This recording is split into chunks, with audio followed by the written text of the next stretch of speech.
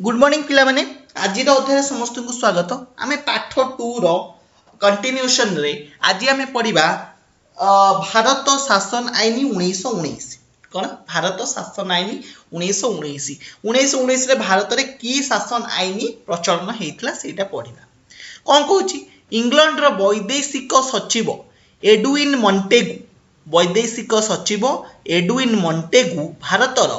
Viceroy Lord Chelmsford को द्वारा प्रस्तुत होइथिबा संविधान संस्कार गुड़िक 1919 डिसेम्बर 23 ठारू भारत शासन आईन 1919 नाम प्रचलित है बुझी पाइल कौन कहूँ ना इंग्लैंड रो जो वैदेशिक सचिव थिले किए एडविन मॉन्टेगू आ भारत रो वाइसराय जे थिले लॉर्ड चेम्सफोर्ड को द्वारा प्रस्तुत होइथिबा संविधान संस्कार गुड़िक 1919 डिसेम्बर 23 ठारू भारत शासन आईन 1919 नाम प्रचलित है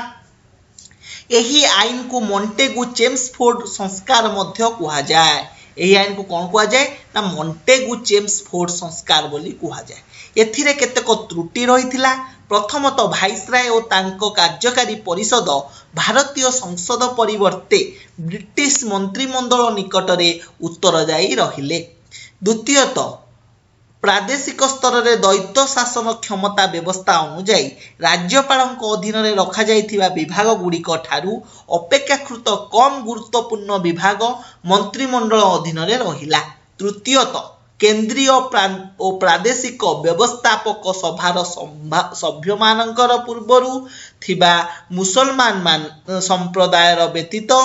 सिख और ख्रिस्टियन संप्रदाय भित्तिक निर्वाचन मंडली गठित हैला एवं चतुर्थतः भोट दान अधिकार को अधिक संकुचित करागला भारतीय जातीय कांग्रेस एही संस्कार गुड़िक यथेष्ट बा संतोषजनक नुहे बोली घोषणा करी ता परिवर्ते एक शक्तिशाली स्वराज्य पाई दाबी कले तो बुझी पाइल तो क्वेश्चन परीक्षा रे पड़ियो भारत शासन आईन 1919 रे कोन कोन सबु आईन प्रचलित हेतिला ताले कोन लिखिबो प्रथमतः एक नंबर पॉइंट लिखियो प्रथमतः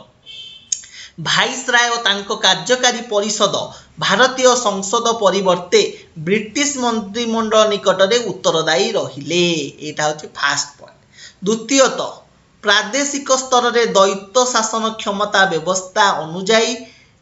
राज्यपाल अधीन में रखा जाइथिबा विभाग गुड़िक ठारू अपेक्षाकृत कम गुरुत्वपूर्ण विभाग मंत्रिमंडल अधीन में रहिला तृतीयतः केंद्रीय और प्रादेशिक व्यवस्थापक सभार सभ्य मानक पूर्वरु थिबा मुसलमान संप्रदाय व्यतीत सिख और ख्रिस्टियन संप्रदाय भित्तिक निर्वाचन मंडली गठित हैला एवं चतुर्थतः भोट दान अधिकार को अधिक संकुचित करागला एतिकी लेखिबो आउ कौन कहूँ ना भारतीय जातीय कांग्रेस यही संस्कार गुड़िक यथेष्ट संतोषजनक नुहे बोली घोषणा करी ता परिवर्ते एक शक्तिशाली राजस्व पाई दाबी कले ताले फर्स्ट पॉइंट कोटा एटा होची फर्स्ट पॉइंट एटा होची सेकंड पॉइंट आउ थर्ड पॉइंट होची कोटा एटा थर्ड पॉइंट तृतीयट आउ फोर्थ पॉइंट कोटा एठी एटा fourth point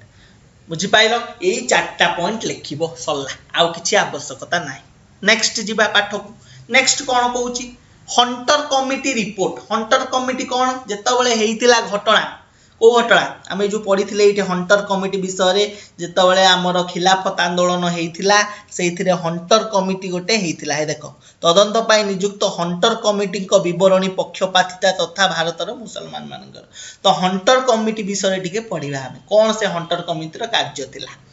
Hunter committee report जालियानाबाग हत्याकांड परे एक सरकारी तदंत पाई दाबी हेबारु सरकार 1919 अक्टोबर 14 तारिख रे 1919 अक्टोबर 14 तारिख रे लॉर्ड हंटर को नेतृत्व रे से जो हंटर थिले लॉर्ड हंटर तांको नेतृत्व रे एक कमिटी गठन करा जायतिला जहां को नाम अनुसार से कमिटीर नाम होइतला हंटर कमिटी किंतु देखा गला जे एही कमिटी गठन केवल धुआं बाण थिला प्रकृत रे ब्रिटिश लॉर्ड्स सभा जेनेराल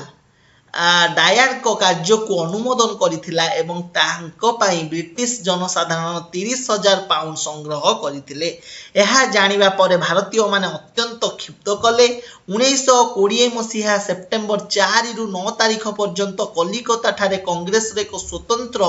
अधिवेशन अनुष्ठित होइतिला। एही अधिवेशन रे गांधीजी को असहयोग प्रस्ताव कांग्रेस द्वारा तार निष्पत्ति भाव रे गृहीत होइतिला। 1920 मसीहा डिसेम्बर मासरे नागपुर ठारे अनुष्ठित कांग्रेस रो वार्षिक अधिवेशन रे यह अनुमोदित होइतिला एवं गांधीजी को वरिष्ठ नेतृत्व रे असहयोग आंदोलन चालू रखिबा पाई निष्पत्ति नियागला। बुझी पाइल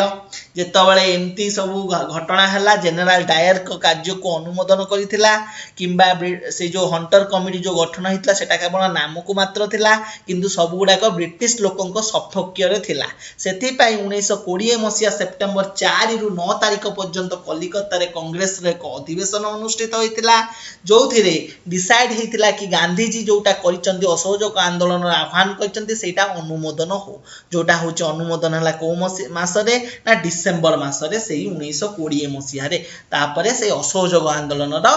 आरंभ स्टार्ट हला माने सेतबेले केवल से माने आंदोलन करूथिले प्रकृत असहयोग आंदोलन ता परे ही आरंभ हला। बुझी पाइलो हंटर कमिटी रिपोर्ट रे कोन हेतला कोन असुविधा हला कोन पाई असहयोग आंदोलन